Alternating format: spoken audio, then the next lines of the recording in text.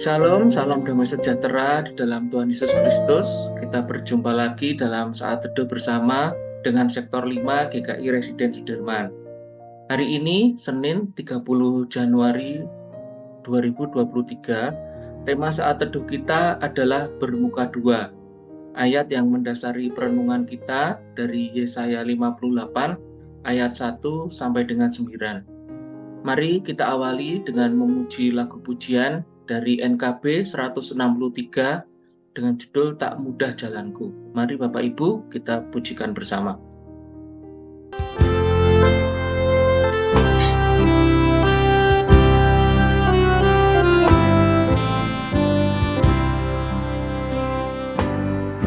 Tak mudah jalanku yang menuju ke surga, sebab banyaklah duri jerat. Tak mudah jalanku, tapi Yesus yang pimpin, sehingga aku pun tak sesat.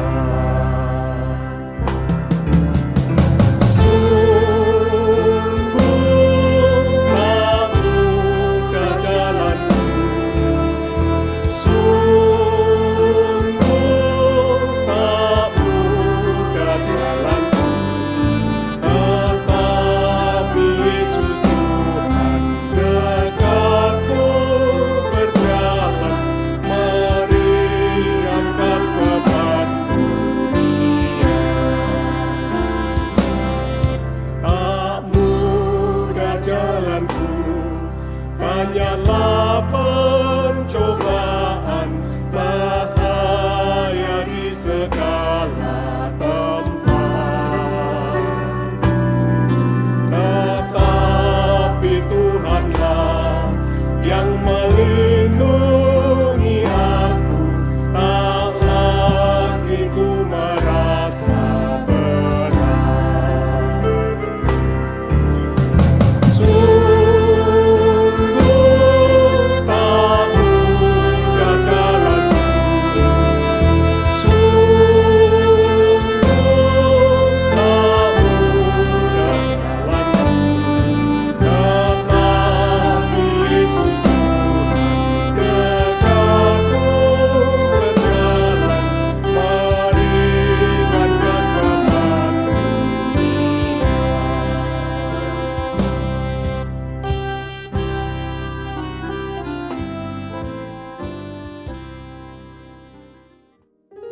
Bapak Ibu dan Saudara yang dikasihi Tuhan, pernahkah Bapak Ibu bertemu dengan orang bermuka dua?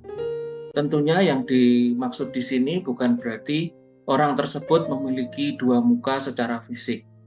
Menurut Kamus Besar Bahasa Indonesia, bermuka dua adalah artinya yang pertama adalah dia tidak jujur, kemudian tidak satu pendiriannya, bercabang pendirian. Melalui kitab Yesaya 58 ayat 1 sampai dengan 9, hari ini kita akan belajar tentang bagaimana Allah melalui Nabi Yesaya menegur bangsa Israel yang tidak jujur atau bermuka dua dalam ibadahnya. Mari Bapak Ibu Saudara, sebelum kita merenungkannya, kita akan berdoa bersama. Mari kita berdoa. Mengucap syukur untuk pagi hari ini ya Tuhan, untuk kesempatan yang Tuhan berikan bagi kami, untuk kami dapat kembali membaca dan merenungkan firman Tuhan. Tuhan, biarlah firman-Mu senantiasa hidup dalam kehidupan kami sehari-hari. Amin. Firman Tuhan dari Yesaya 58 ayat 1 sampai dengan 9 akan dibacakan oleh Bu Yohana. Yesaya pasal 58 ayat 1 sampai dengan 9. Serukanlah kuat-kuat, janganlah tahan-tahan. Nyaringkanlah suaramu bagaikan sangkakala. Beritahukanlah kepada umatku pelanggaran mereka dan kepada kaum keturunan Yakub dosa mereka. Memang setiap hari mereka mencari aku dan suka untuk mengenal segala jalanku. Seperti bangsa yang melakukan yang benar dan yang tidak meninggalkan hukum Allahnya. Mereka menanyakan aku tentang hukum-hukum yang benar. Mereka suka mendekat menghadap Allah. Tanyanya, mengapa kami berpuasa dan engkau tidak memperhatikannya juga? Mengapa kami merendahkan diri dan engkau tidak menghinakannya juga? Sesungguhnya pada hari puasamu engkau masih hidup mengurus urusanmu dan kamu mendesak-desak semua buruhmu. Sesungguhnya kamu berpuasa sambil berbantah dan berkelahi, serta memukul dengan tinju dengan tidak semena-mena. Dengan caramu berpuasa seperti sekarang ini, suaramu tidak akan didengar di tempat tinggi. Sungguh-sungguh inikah berpuasa yang ku kehendaki dan mengadakan hari merendahkan diri. Jika engkau menundukkan kepala seperti gelaga, dan membentangkan kain karung dan abu sebagai lapik tidur, sungguh-sungguh itukah yang kau sebut berpuasa, mengadakan hari yang berkenan kepada Tuhan? Bukan.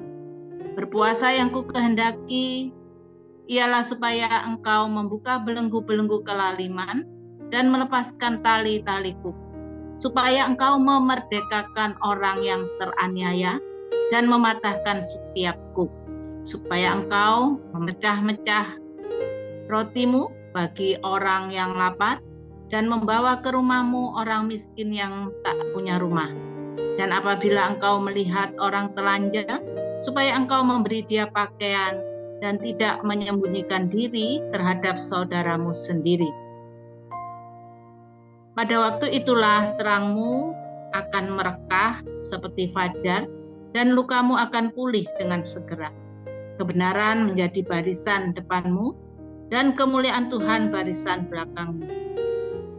Pada waktu itulah engkau akan memanggil, dan Tuhan akan menjawab.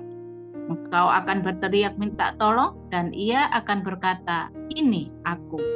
Apabila engkau tidak lagi mengenakan kuk kepada sesamamu, dan tidak lagi menunjuk-nunjuk orang dengan jari dan menfitnah.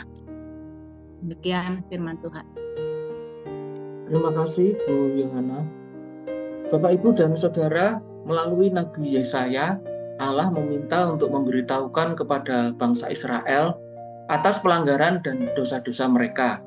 Dalam pandangan Allah, bangsa Israel tidak sungguh-sungguh mencari Allah, walau mereka setiap hari mencari Allah dan melakukan hal yang benar dan tidak meninggalkan hukum Allah. Namun semuanya itu dilakukan hanya sebagai seremonial, padahal hati mereka jauh daripadanya.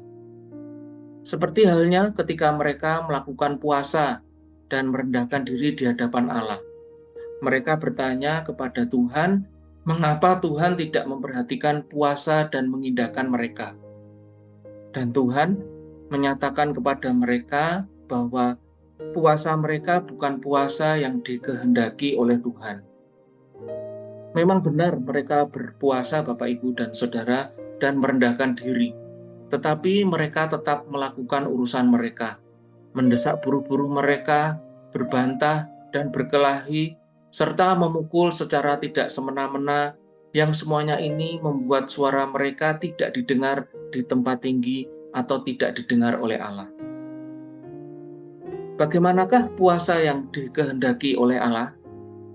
Disampaikan oleh Allah melalui Nabi Yesaya bahwa puasa yang Allah kehendaki dari bangsa Israel adalah supaya mereka memecahkan roti bagi orang yang lapar, membawa orang miskin ke rumah mereka, memberi pakaian pada orang yang telanjang, tidak menyembunyikan diri dari saudara mereka. Dengan melakukan puasa seperti yang dikehendaki Allah, maka mereka akan mengalami terang yang merekah seperti fajar, dan luka mereka akan segera pulih. Kebenaran mereka menjadi baris depan, dan kemuliaan Tuhan baris belakang. Dan dampak dari puasa yang mereka lakukan sesuai kehendak Tuhan adalah Tuhan akan menjawab ketika mereka memanggil, berteriak minta tolong, dan Allah akan mengatakan, "Ini aku." Namun hal ini akan terjadi bila bangsa Israel tidak lagi mengenakan kuk kepada sesama dan menunjuk-nunjuk orang dengan jari dan menfitnah. Bagaimana dengan kita, Bapak, Ibu, dan Saudara yang dikasihi Tuhan? Apakah kita juga seperti bangsa Israel yang kelihatan secara lahiriah tampak religius, alim, takut akan Tuhan, dan rajin beribadah minggu, ataupun aktif ikut persekutuan, doa, dan lainnya? Namun semua yang kita lakukan hanya sekedar agar kita dipuji oleh orang lain, bukan karena kesungguhan kita mencintai Allah dan hormat serta taat kepadanya. Bapak Ibu, semoga kita dijauhkan dari hal yang seperti ini. Bila kita melakukan ibadah, itu adalah karena kita selalu rindu untuk datang kepada Tuhan dan rindu mendengar firman Tuhan, serta rindu untuk melakukan kehendak Tuhan bagi kemuliaan nama Tuhan. Mari kita merenungkan, Bapak Ibu. Apakah selama ini kita selalu bermuka dua dalam menjalankan ibadah kita, yakni melakukan ibadah agar mendapatkan pujian dari manusia? Apakah kita sudah melakukan ibadah kita seperti yang dikehendaki oleh Tuhan? Mari Bapak Ibu kita berdoa. Tuhan, mengucap syukur untuk firman yang boleh kami dengar pada pagi hari ini. Tuhan, mampukan kami melakukan ibadah seperti yang Engkau kehendaki, bukan untuk agar kami dipuji, tetapi agar nama-Mu yang dimuliakan melalui ibadah kami. Terima kasih Tuhan, dalam nama Yesus kami berdoa. Amin. Mari Bapak Ibu, saya mengajak Bapak Ibu dan Saudara semua, mulai hari ini kita akan melakukan ibadah kita dengan benar, dan ini kita lakukan untuk memuliakan Tuhan, bukan untuk mendapatkan pujian dari manusia. Terima kasih Bapak Ibu untuk saat teduh kita pada pagi hari ini. Kiranya Tuhan memampukan kita untuk melakukan firman Tuhan di dalam kehidupan kita sehari-hari. Amin.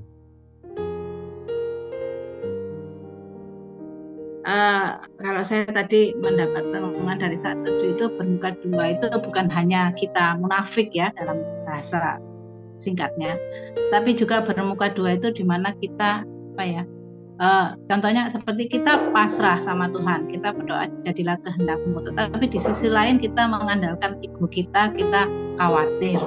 Itu termasuk bermuka dua juga. Artinya bermuka dua dalam iman. Di sisi lain kita mengandalkan Tuhan. Tadi bilang kan berpuasa itu mengikuti perintah Tuhan, tapi di sisi lain keakuannya, melakukan kedagingannya masih dilakukan. Itu sih yang saya juga dapat tadi dari saat itu. Terima kasih.